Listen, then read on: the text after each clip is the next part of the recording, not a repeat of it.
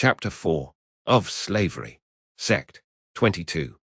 The natural liberty of man is to be free from any superior power on earth, and not to be under the will or legislative authority of man, but to have only the law of nature for his rule.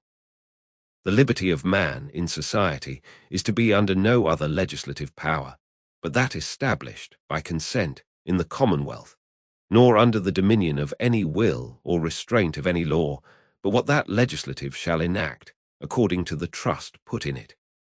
Freedom, then, is not what Sir Robert Filmer tells us, Observations, A. 55, a liberty for every one to do what he lists, to live as he pleases, and not to be tied by any laws.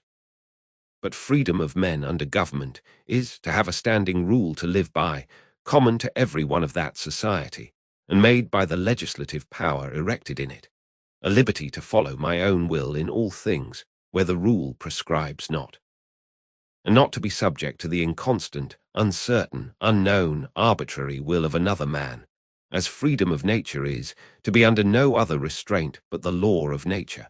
Sect 23.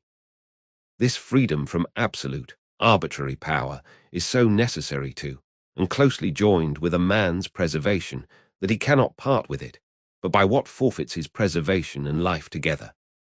For a man, not having the power of his own life, cannot, by compact or his own consent, enslave himself to anyone, nor put himself under the absolute, arbitrary power of another to take away his life when he pleases.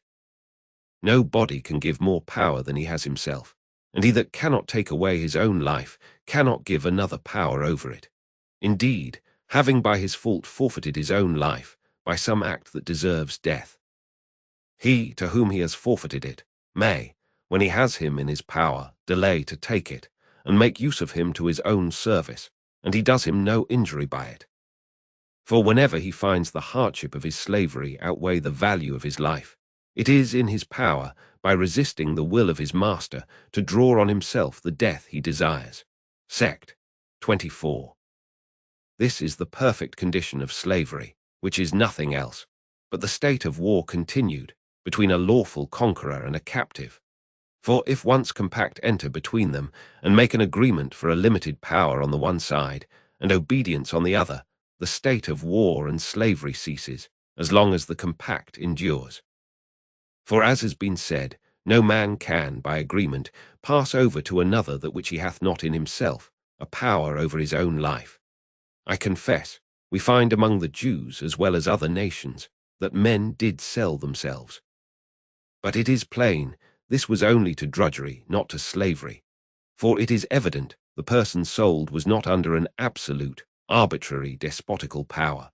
For the master could not have power to kill him at any time, whom, at a certain time, he was obliged to let go free out of his service.